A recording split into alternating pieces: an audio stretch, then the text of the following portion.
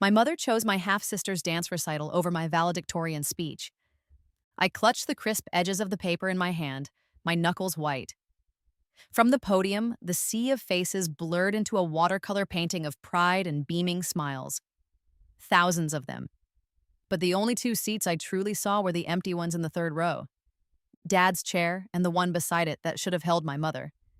She'd chosen Emma. Again. The familiar, hollow ache threatened to bloom in my chest, a ghost of a pain I no longer had to feel. A bitter memory tried to rise, but I shoved it down. This time, I was ready. And now, for the highest honors of the graduating class, our valedictorian. The dean's voice boomed, and the jumbo screen beside the stage flickered to life, showing my face. I offered the camera a brilliant, practiced smile. It was a smile laced with secrets, a smile I knew would be broadcast on the evening news. This time, I remembered everything. This time, I had planned for this exact soul-crushing moment of abandonment. The taste of betrayal was acrid on my tongue, but underneath it, a dark, thrilling hum of anticipation vibrated through my veins. Let them watch. Let them all watch what they created.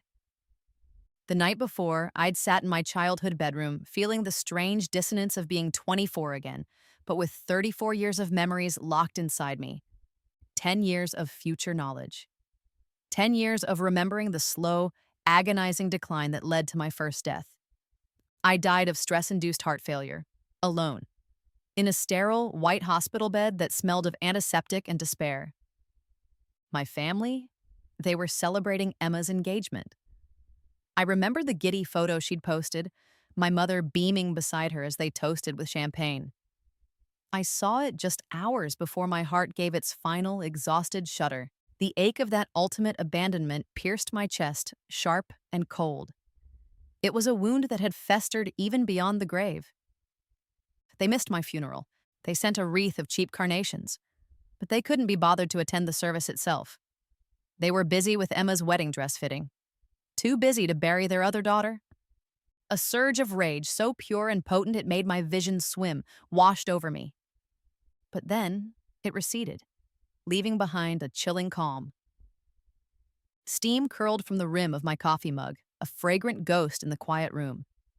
I took a sip, the bitter warmth steadying me. My fingers, which had started to tremble, stilled. They weren't trembling with hurt anymore. They were trembling with a terrible, liberating purpose. I remembered the casual cruelty, the thoughtless dismissals, the constant, draining pressure of trying to earn a love that was never meant for me. The morning light filtered through my dusty curtains, painting stripes across the worn carpet. It felt different this time. It wasn't the light of naive hope, of a girl desperate for a scrap of affection. It was the golden glow of a woman who knew exactly what was coming and was ready to burn their world to the ground with it. I called Mom 3 weeks before graduation. I kept my voice perfectly neutral, a blank canvas for her to paint her excuses on. "Just wanted to remind you about the ceremony," I said, listening to the clatter of pans in her kitchen. "It's on the 15th. "Oh, right, the 15th, she said, her voice distracted. I could picture her wiping her hands on her apron, her brow furrowed with the effort of pretending to care. "We'll see, honey. Things are just so hectic with Emma's recital that same day." Then I heard it, faint but clear, just as my memory had foretold. Emma's delighted laughter echoing from somewhere deeper in the house. The sound used to shatter me. Now it was just a data point. Confirmation. "We'll see, honey."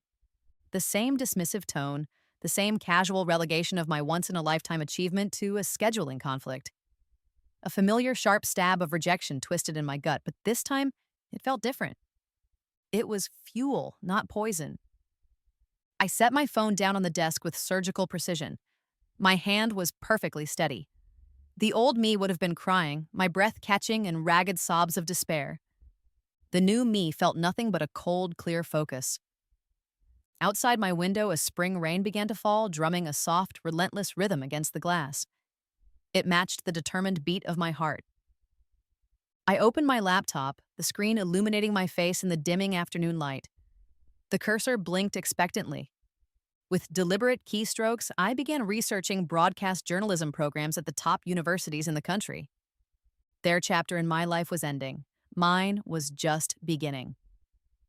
A week later, I was on the phone with Channel 7 News. My heart didn't pound with nerves. It beat with the steady, rhythmic assurance of a predator closing in. "My name is Anya Petrova," I began, my voice pitched to convey earnest, youthful sincerity. "I'm the valedictorian at State University this year, and I have a human interest story I think your viewers might find compelling." I pitched the angle with calculated vulnerability. A young woman achieving the pinnacle of academic excellence, all while navigating a complex and challenging family dynamic. Overcoming quiet adversity, rising above, and the producer, a man named Mark, ate it up. His excited voice crackled through the speaker. "Neglect? Valedictorian? This is gold, kid. Pure gold." He didn't know the half of it. He saw a tearjerker story about a resilient girl. I was building a stage for public execution. My reflection stared back at me from the black screen of my laptop. The smile I wore didn't reach my eyes. They were cold, ancient things, holding the weight of a life already lived and lost.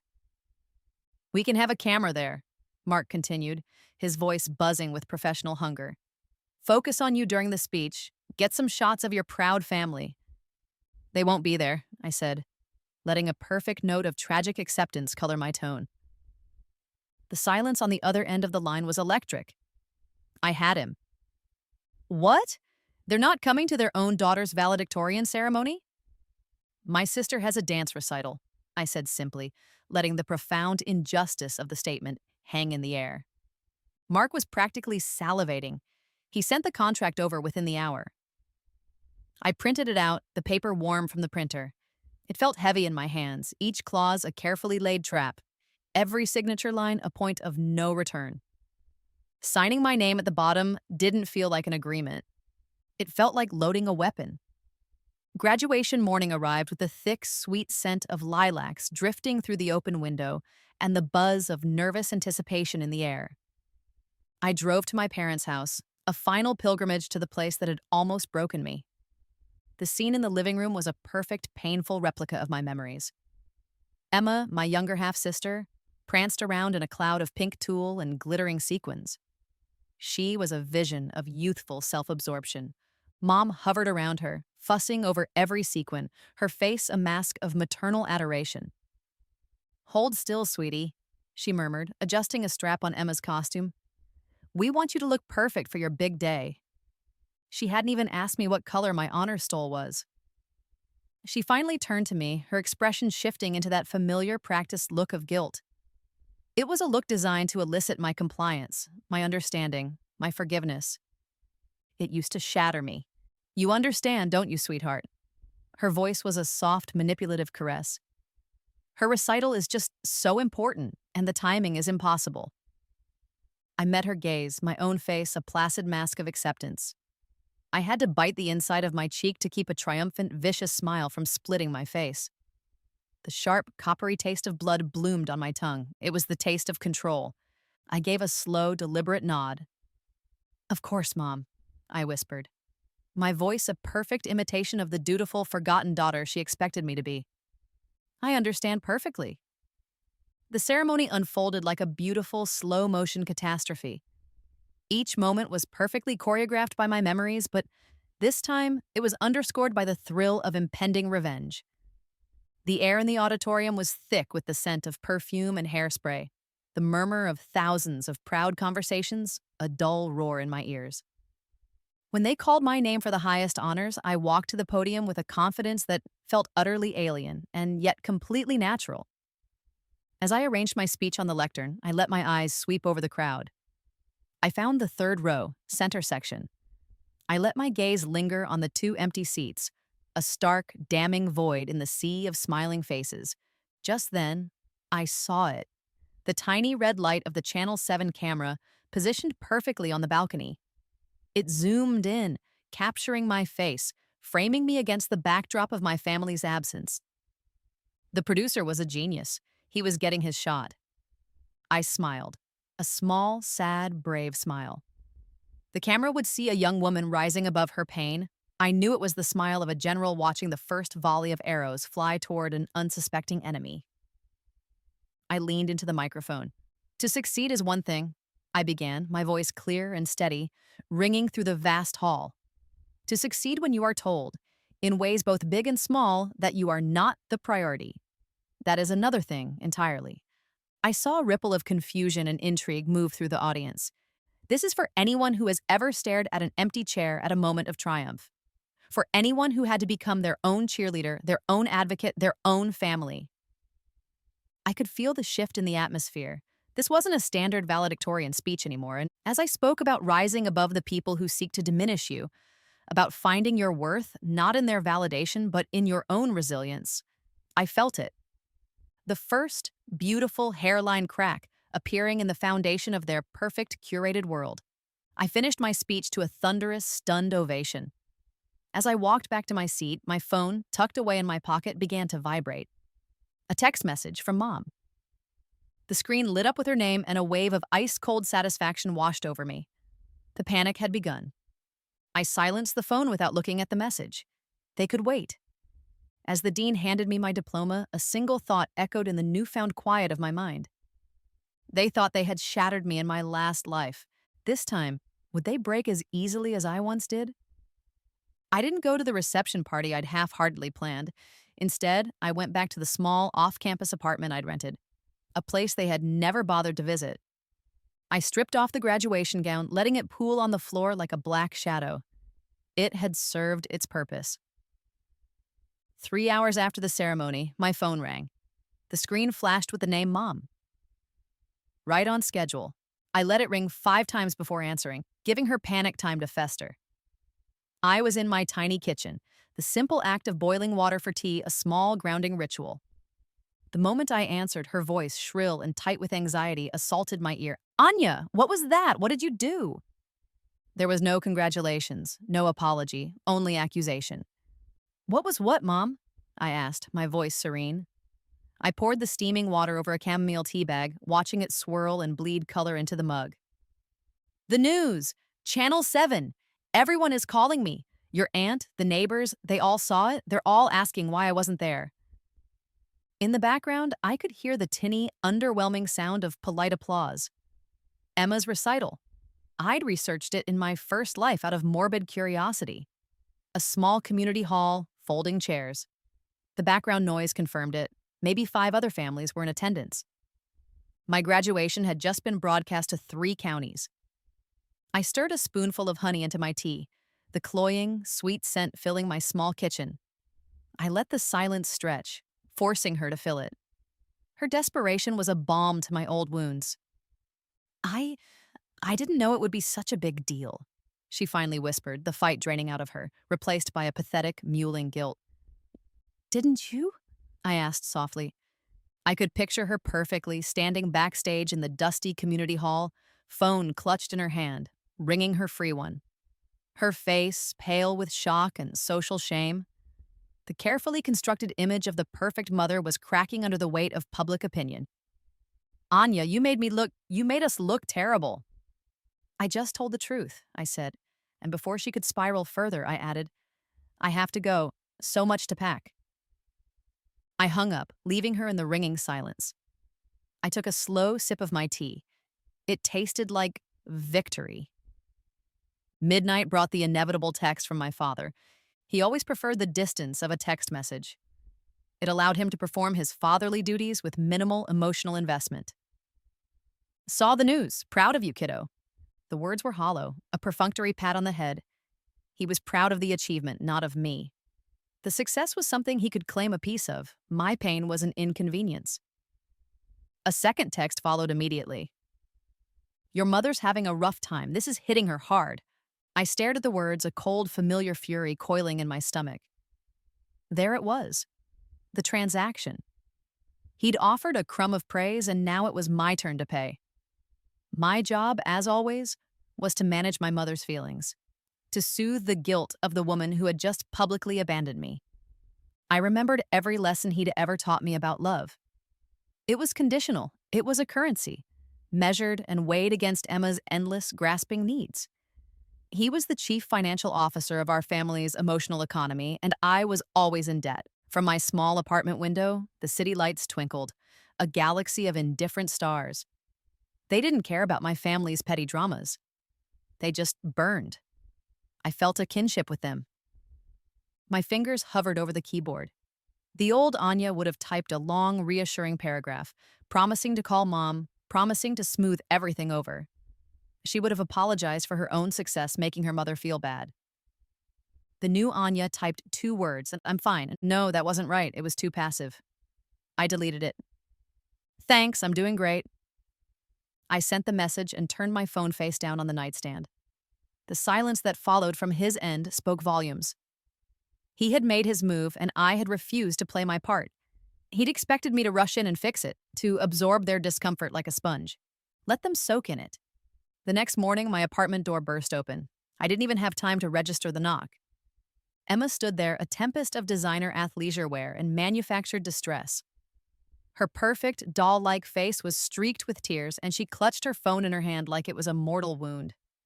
She didn't say hello. She didn't ask how I was. She just launched into her own personal tragedy. "Everyone at the studio hates me," she sobbed, stumbling dramatically into my living room. "They're all sending me screenshots from Twitter. They're saying I'm a spoiled brat, that mom loves me more." She collapsed onto my secondhand sofa, her body racked with performative sobs. For a moment, I could only stare, marveling at the sheer gravitational pull of her ego. My life's greatest academic achievement, my public moment of triumph and pain, had somehow become a story about her suffering. It was breathtaking. I walked to the kitchen, retrieved the box of tissues, and handed it to her. My movements were calm, almost clinical. I was an anthropologist observing a strange, fascinating creature in its natural habitat. "They're calling me hash recital brat," she wailed, burying her face in her hands. "My friends are asking why mom would miss your graduation for me. It's so humiliating." The morning sun streamed through the window, illuminating the dust motes dancing in the air and catching the genuine tears on her eyelashes. That was the most incredible part. Her confusion was real. In her universe, she was the sun. Everything and everyone was supposed to orbit her. The idea that my moment could eclipse hers, even for a day, was a fundamental violation of the laws of her physics. She genuinely could not comprehend it. She wasn't cruel out of malice, it was something more profound, more innocent. She was cruel because it simply never occurred to her that other people had feelings at all. My best friend Jessica called during my lunch break. I was eating a crisp apple, enjoying the sharp, clean taste. It was a stark contrast to the sound of Jessica's voice, which was tight with a poorly concealed envy that she tried to mask as concern. "Anya, oh my God, I saw the clip online. Are you okay?" she asked, a little too breathlessly. "I'm fine, Jess. Better than fine, actually. It's just, I can't believe you went to the media without telling me," she said. And there it was. Not, "I can't believe your family did that to you," but "I can't believe you had a secret I wasn't a part of." I could hear her chewing in the background, a wet, smacking sound. Salad. She'd been subsisting on joyless salads for months, ever since I'd started pulling ahead of her academically. A flood of memories returned. The way she'd subtly downplay my A-pluses. The way she'd offer backhanded compliments about my outfits. The constant, low-level campaign to keep me tethered, to ensure I was always just slightly less successful, slightly less confident, slightly less than her.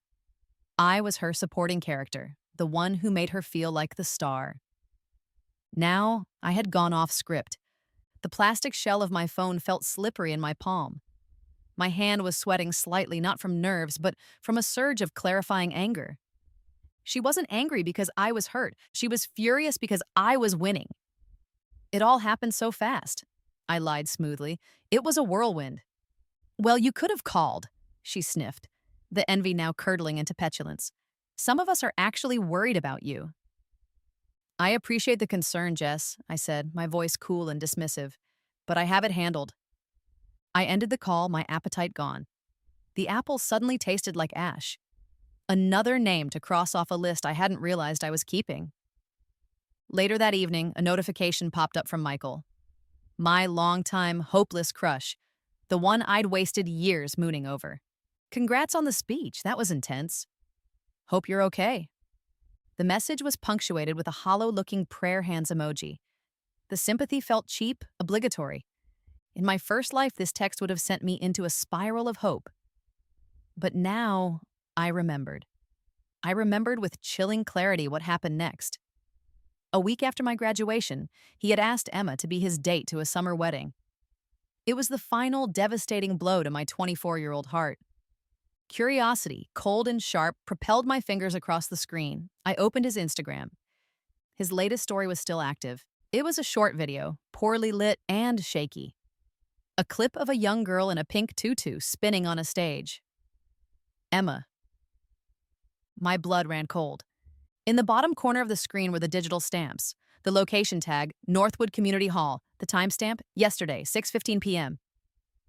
He hadn't just skipped my graduation. He'd skipped it to be at her recital. He had chosen her. Again. My heart rate didn't spike.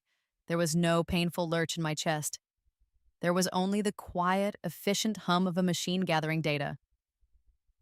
I took a screenshot of the video, then another of his profile, then one of his hollow text message to me. I created a new encrypted folder on my phone. I named it Evidence. This wasn't a heartbreak, this was ammunition. Each betrayal, each lie, each casual cruelty from my inner circle was another file for the folder. Another piece of the war they still didn't know they were fighting. As I saved the last screenshot, my laptop pinged with an incoming email. The subject line glowed on the screen, a beacon of promise in the darkroom. Subject, your application to Northwestern University. An update. I clicked it open, a slow, genuine smile spreading across my face for the first time all day. They were all drowning in the mess I'd made yesterday. But me? I was already moving on to tomorrow. I opened the email from Northwestern University. My heart a steady, rhythmic drum against my ribs. There was no anxiety, no desperate hope. Only the calm certainty of a general who had already mapped the battlefield. The words glowed on the screen, each one a brick in the foundation of my new life. Dear Miss Petrova, the admissions committee was deeply impressed not only by your outstanding academic record, but also by the powerful story of resilience featured on Channel 7 News. It is with great pleasure that we offer you a place in our Master of Science in Journalism program along with the Dean's full academic scholarship. Full scholarship. The words hung in the air, shimmering with possibility. A clean break.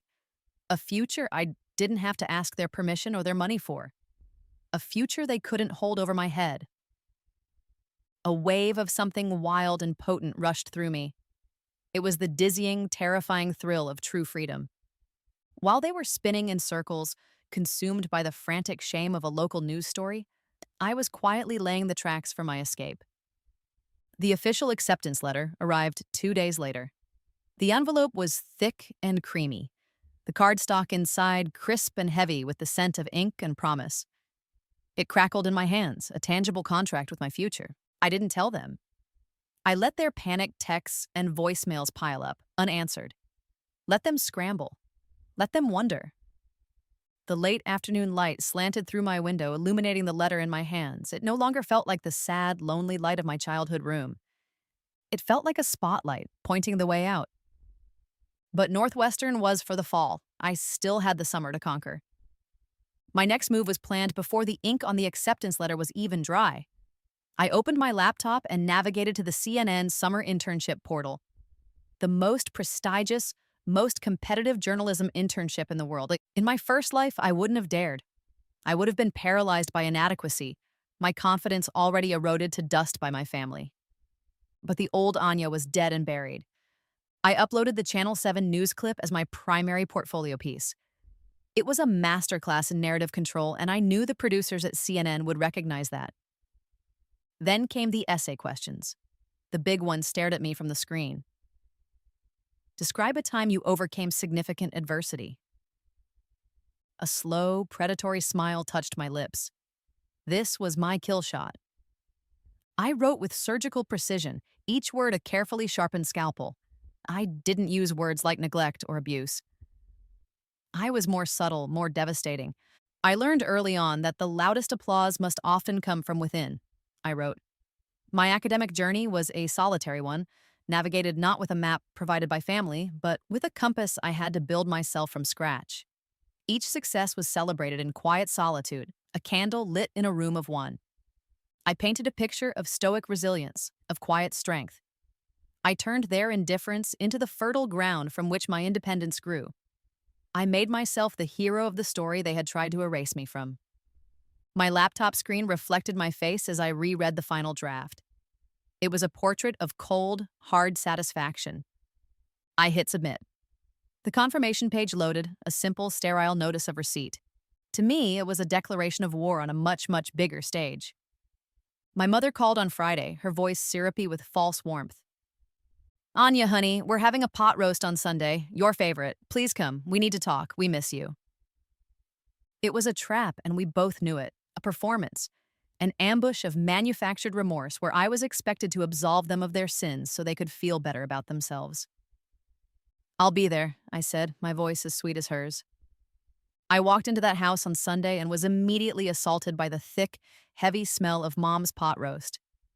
It was the scent of my childhood, the smell of false comfort, of apologies that were never really meant. She fussed over me with a dramatic, suffocating energy, piling my plate high, touching my arm, her eyes wide with performative concern.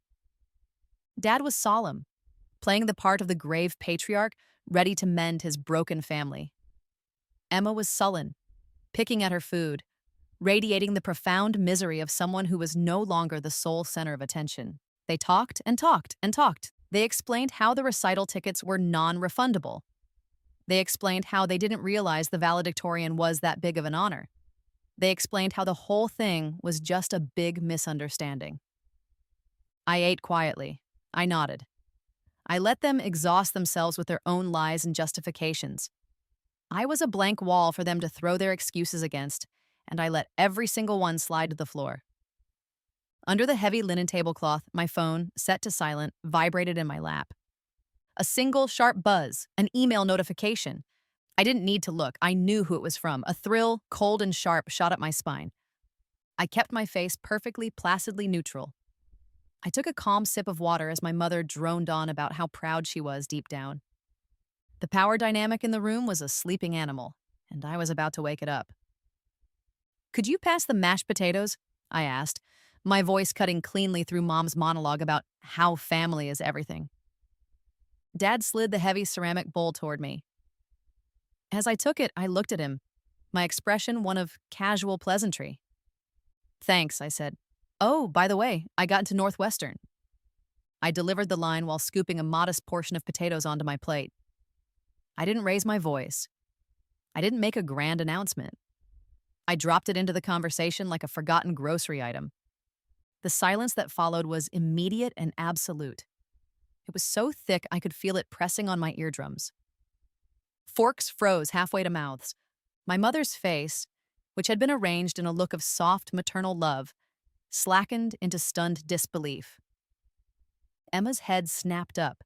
Her face crumpled as the gears in her mind turned. Northwestern. That was in Chicago. That was far away. Her favorite victim, her emotional punching bag, her built-in audience was leaving. The realization struck her not as a moment of pride for her sister, but as a personal loss. A flicker of pure, selfish panic crossed her features. Dad, ever the pragmatist, was the first to recover. He cleared his throat, the sound unnaturally loud in the silent room. "Northwestern," he repeated, as if tasting the word. That's a top school, Anya. What's the tuition look like?" He had done it his entire life. Reduced my dreams to dollars and cents. Reduced my achievements to financial burdens. Some things never change. I smiled, a small, gentle curve of my lips. "Oh, the tuition is covered," I said breezily. "Full scholarship." I savored the fresh wave of shock that rippled across their faces. But I wasn't done. This was just the opening salvo. I placed my napkin on the table, a signal that the meal and this chapter of my life was over. "And just to ease your minds about what I'll be doing this summer," I added, my voice still light, still casual, "I got the CNN internship." The silence that followed the first announcement was nothing compared to this. This was a sonic boom, a pressure drop that sucked all the air out of the room.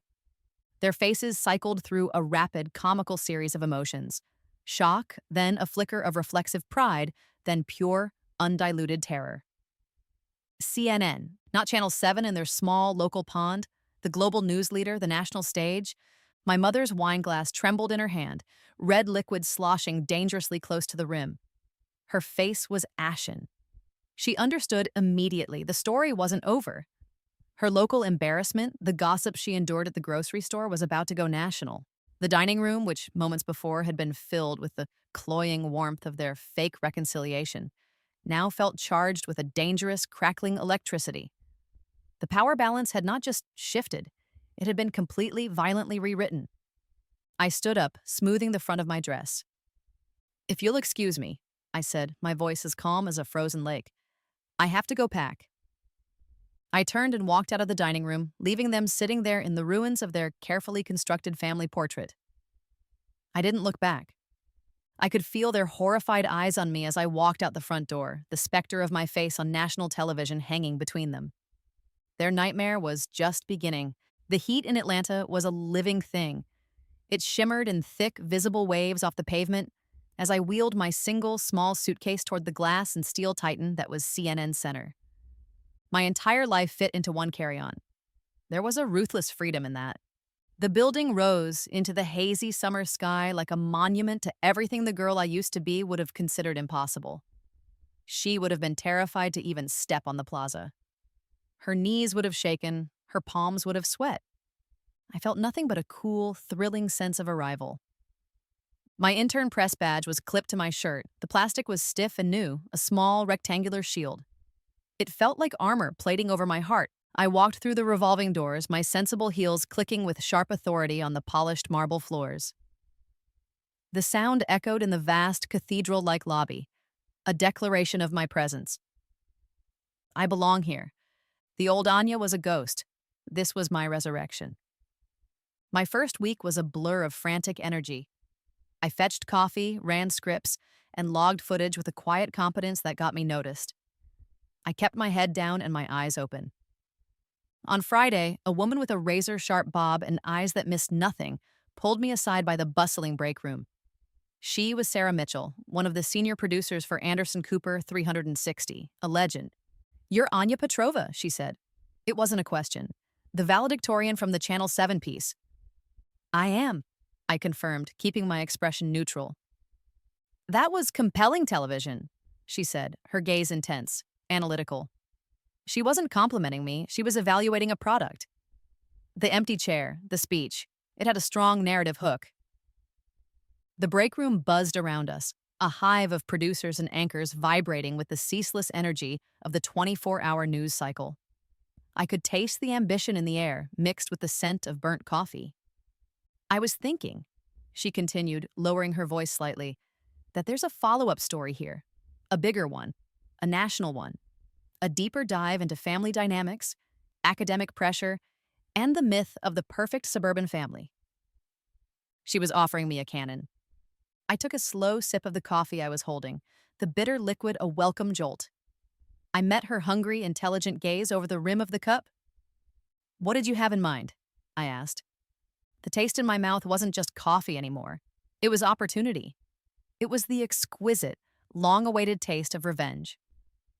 A week later, I was on a plane, descending through a thick blanket of clouds toward the city that had been my entire world, my childhood prison. From the air, the suburban sprawl looked so orderly, so peaceful, a lie. The CNN crew van, big and black and official, pulled up to our manicured front lawn. The quiet street fell silent as neighbors peeked through their blinds. Cameras, C-stands, and cases of equipment were unloaded onto the driveway. The familiar landscape of my home was instantly transformed into something else. A set. A location. A place to be exposed. Its secrets vulnerable to the harsh, unblinking eye of the camera. I walked through the front door and found my mother in the living room, her hands shaking as she tried to apply a thick layer of foundation. She was preparing for national scrutiny, as if she were getting ready for a party. My father stood stiffly by the fireplace, wearing a suit jacket that looked too tight, his face a mask of forced cordiality. Emma was nowhere to be seen, hiding. The late afternoon sun cast long, harsh shadows across our front yard through the bay window, making everything, the faded chintz sofa, the dusty family photos on the mantel, look smaller, shabbier, and meaner. The illusion of the happy family home was already crumbling under the weight of the lights. The crew was ruthlessly efficient. They rearranged our living room, turning it into a sterile stage. The worn furniture, once a symbol of comfortable family life, looked pathetic and worn out under the blaze of the professional lights. They positioned two chairs opposite the sofa. I sat in one. Sarah, the interviewer, sat in the other. My family was arranged on the couch. A portrait of discomfort. I sat across from them, my posture perfect, my hands resting calmly in my lap. The camera was positioned over my shoulder, capturing both my composure and their collective squirming. Emma had finally been coaxed out of her room. She fidgeted with the hem of her sweater, her eyes darting around the room, finally understanding that for once, this wasn't about her. The lights weren't for her. The attention wasn't for her. She was merely a supporting character in my story, and she hated it. The air conditioning hummed, fighting a losing battle against the heat of the three massive LED panels that lit the scene. The room was sweltering, but I felt ice cold. Pure, absolute focus. Sarah started with soft questions, lulling them into a false sense of security. Then, she moved in for the kill. "Mrs. Petrova," she said, her voice gentle but firm. "Can you tell the audience why a dance recital took precedence over your daughter's valedictorian address?" My mother opened her mouth, a flustered, rambling excuse forming on her lips. "And Mr. Petrova," Sarah continued, turning to my father before Mom could answer. "Anya has described her academic journey as a solitary one. As a father, how does it feel to hear that?" I watched them. I watched their narrative crumble. I watched their carefully constructed reality fall apart under the simple, direct pressure of the truth. I didn't have to say a word. The segment aired on a Tuesday night during the primetime slot on Anderson Cooper 360. I watched it alone from my sleek, corporate-sponsored hotel room in downtown Atlanta. The city lights glittered outside my window, a sprawling universe of possibility. On the large television screen, my life played out in high definition. There was the shot of me at the podium, the zoom-in on the empty chairs, my mother's flustered, nonsensical excuses, my father's stiff, evasive answers, Emma looking like a sullen child. And then there was me, calm and articulate, describing my journey not with anger, but with a kind of profound, analytical sadness that was far more damning. The moment the segment ended, my phone, sitting on the nightstand, exploded. It wasn't a vibration, it was a sustained, violent seizure. A torrent of notifications, texts, and calls flooded the screen, coming in so fast the display couldn't keep up. I picked it up and opened Twitter. My name was trending.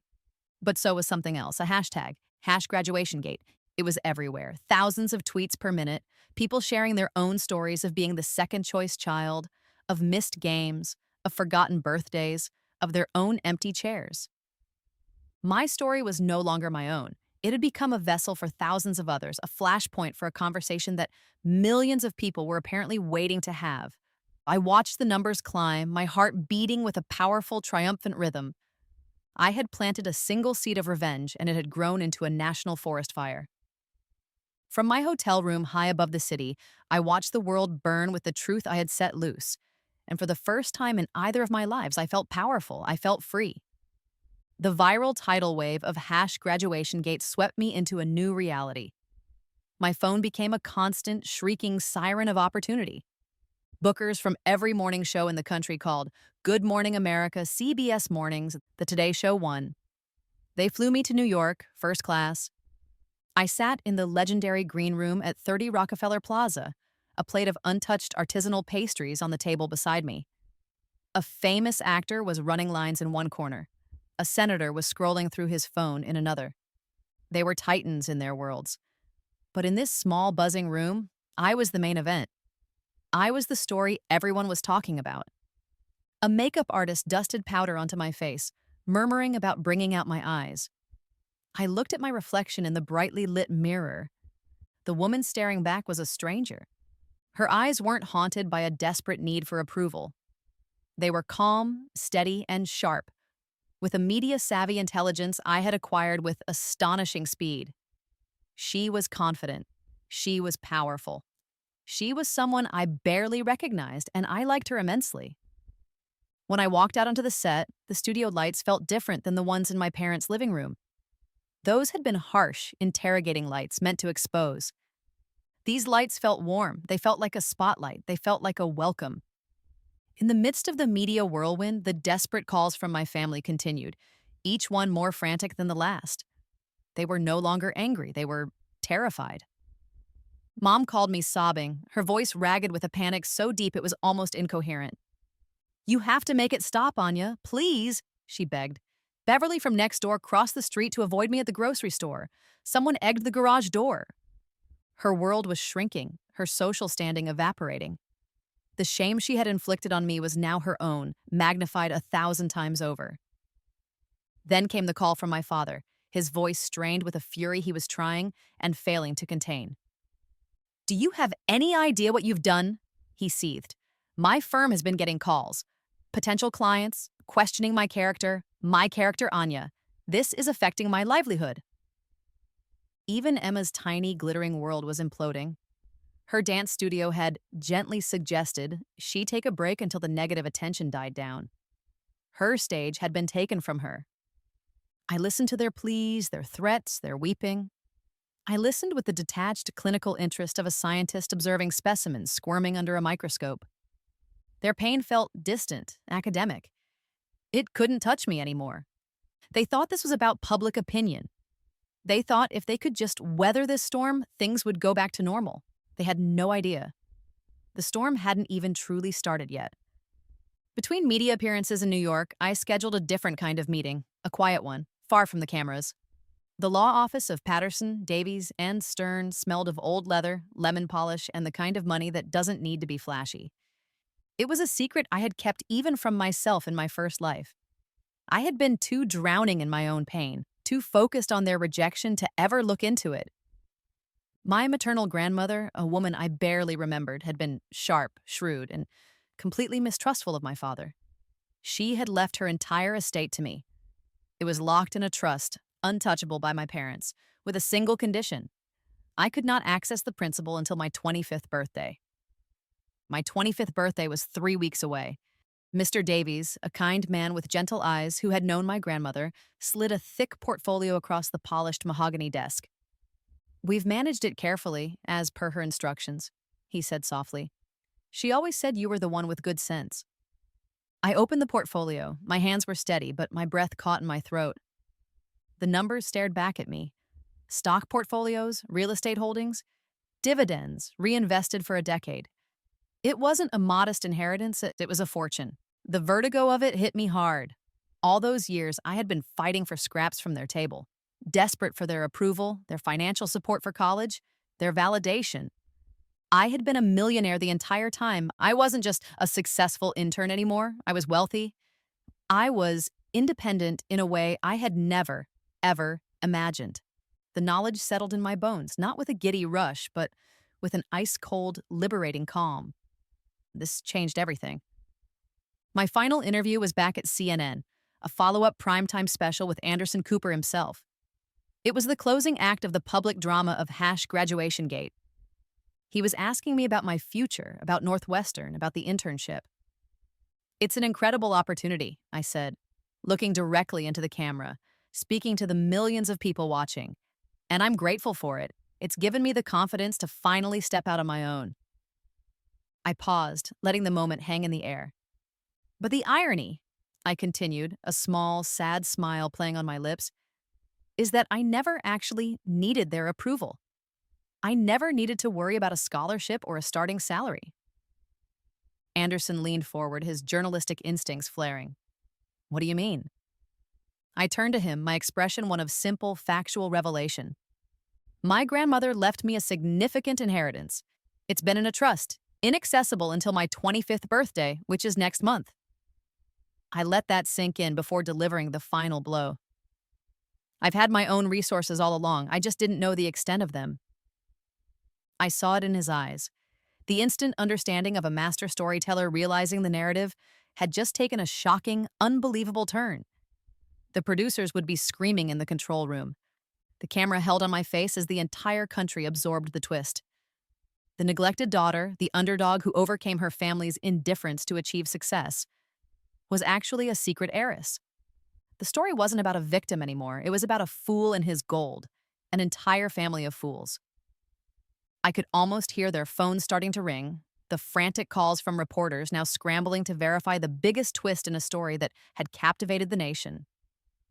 The trust fund revelation aired on a Thursday night. The producers had worked miracles.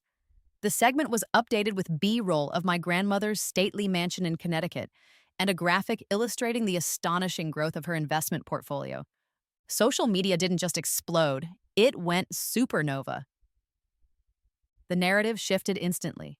The commentary wasn't just about neglect anymore, it was about karma, about the sheer cosmic foolishness of a family who had ignored and belittled a secret millionaire in their very midst. They weren't just bad parents anymore, they were idiots. I watched it all unfold from my new apartment, a penthouse, in one of the newest, most exclusive buildings in Atlanta. I had bought it that morning, the deal closing an hour before the show aired. Floor-to-ceiling windows revealed a breathtaking panorama of the glittering city skyline. My old life, my old family, my old pain. It was all crumbling to dust on a television screen and 1,000 social media feeds. And I was here, untouchable. A bottle of expensive champagne sat chilling in a silver bucket. I popped the cork, the sound a joyful cannon shot in the quiet, empty space. I poured myself a glass and walked to the window, the cool glass of the flute a pleasant weight in my hand. I raised my glass to the woman in the reflection, to the city I was about to conquer, and to the ashes of a life I was finally leaving behind. The champagne tasted crisp, bubbly, and clean. It tasted like freedom. They came for me a week later. The concierge called up from the lobby, his voice carefully neutral. "Miss Petrova, there is a group here to see you. A Mr. and Mrs. Petrova, a Miss Emma Petrova, a Miss Jessica Riley, and a Mr. Michael Chen." A united front of desperation. How predictable. "Send them up," I said, my voice betraying no emotion. I waited by the door of my penthouse. When the private elevator opened with a soft chime, they were revealed, huddled together like a flock of damp, miserable birds. My mother, my father, my sister, my ex-best friend, my pathetic former crush. The entire constellation of my past hurts assembled in my marble foyer. They stood there blinking, momentarily stunned by the sheer scale of the apartment, by the 2-story wall of glass that revealed the entire city glittering behind them like a carpet of fallen stars. They looked small and out of place, their suburban anxieties clashing with the clean, minimalist lines of my new life. The air was filled with the fresh, clean scent of the white lilies I kept in a large vase by the entrance. It was a stark, jarring contrast to the stale odor of desperation they had brought with them. They stood before me like supplicants at the gates of a temple they were not worthy to enter. For a moment, nobody spoke. The silence was their confession. My mother, of course, broke first. Her performance had clearly been rehearsed. She stepped forward, her hands clasped pleadingly, her eyes already welling with tears that seemed to arrive on cue. "Anya, honey," she began, her voice trembling with practiced emotion. "We are so sorry. We were wrong, blind. We never saw—" She choked on a sob, a masterpiece of maternal remorse. I felt nothing. My father stepped in, placing a hand on her shoulder in a gesture of support that was as phony as his suit. He took on the voice he used for nervous clients, a tone meant to convey reason and control. "What your mother is trying to say, Anya, is that we've made mistakes, terrible mistakes. We're prepared to do whatever it takes to fix this. Family therapy, whatever you need. We just want to make amends." He was a lawyer trying to negotiate a settlement for a crime he still didn't think he'd committed. Then came Emma. She rushed forward, her face a genuine mess of tears and snot. Unlike Mom's, her pain was real, but it was entirely self-centered. "I'll quit dance," she sobbed, the words tearing out of her. "I'll give it up. I never meant to hurt you. I swear, I just want you to forgive us. I want things to go back to the way they were." The irony was staggering. The way things were was the entire problem. I gestured toward the white leather sofas in the living area. "Please sit." As they shuffled into the room, I went to the kitchen and prepared coffee, my movements graceful and unhurried. I arranged 5 cups of delicate, translucent china on a silver tray. I would hear them out. I would grant them this last pathetic audience. After I served the coffee, the second wave of supplicants began. Jessica, who had watched me with wide, covetous eyes since she'd stepped out of the elevator, leaned forward eagerly. Her concern was gone, replaced by naked opportunism. Anya, this is all so much for you to handle, she gushed. The media, the money, you need someone you can trust. I could be your assistant. I could help you manage everything. We could be a team, just like we always talked about. We had never, not once, talked about that. Then came Michael. He had the decency to look ashamed, but it was overshadowed by a desperate, grasping hope. I was an idiot, Anya, he said, his voice low and earnest. I was scared. I think I've always had feelings for you, but I was too intimidated by how incredible you are. I should have been at your graduation, he continued, his eyes pleading. I chose wrong. Let me make it up to you. The air grew thick with their combined desperation. It had a taste, sharp and metallic like copper. It was the taste of their greed, their fear, their frantic calculations. I sipped my coffee, watching them over the rim of my cup. My mind felt strangely quiet. I watched them with the same detached fascination I'd once reserved for nature documentaries about chimps fighting over scraps of fruit. Their social dynamics were so primitive, so predictable. I let them talk. I let them exhaust themselves with their promises and their practiced apologies and their frantic, desperate negotiations. They offered me everything they thought I could ever have wanted from them. Their time, their attention, their approval, their love. It was all worthless to me now, a foreign currency from a fallen country. The afternoon sun slanted through the massive windows, casting long, dramatic shadows across the gleaming hardwood floors. The room grew quiet as they finally ran out of words.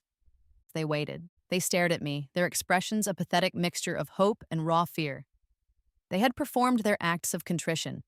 They had begged. They had bargained. Now they waited for my response, for my forgiveness, for my absolution to wash them clean. My word was the key that would either lock or unlock their future. I took one last slow sip of my coffee. Then I leaned forward and placed the china cup back on its saucer. The sound of the porcelain touching the marble coffee table was quiet, but in the dead silence of the room, it rang out with the sharp, definitive finality of a judge's gavel. The trial was over. A verdict had been reached. No. The word was a stone. Small, smooth, and heavy. It fell into the suffocating silence of the room and shattered it into a million pieces. It wasn't angry. It wasn't emotional. It was a simple, objective fact. The simplicity of it seemed to shock them more than any elaborate, vengeful speech ever could have. Their faces, which had been arranged in masks of pleading hope, slackened into raw, stunned disbelief. They looked at me as if I had just spoken in a language they didn't understand. I stood up, my movements fluid and calm. I smoothed the front of my silk dress, a garment that cost more than their monthly mortgage payment. Then I turned my back on them. I walked to the vast wall of windows and looked out at the city that sprawled below me. My city. My future. You can see yourselves out, I said, my voice as calm and quiet as morning mist. I heard a strangled gasp, probably my mother's. I heard a sharp intake of breath. I heard the rustle of clothing as they stood, clumsy and defeated. I didn't turn around. I just kept looking at the horizon as I listened to their shuffling footsteps retreat across the floor. I listened to the soft, polite chime of the elevator as it arrived to carry them, and their entire world of poison, away from me forever. I stayed there until I heard the final, quiet swoosh of the elevator doors closing, sealing me in, and them out. And then I took a deep, clean breath. Finally, I was alone,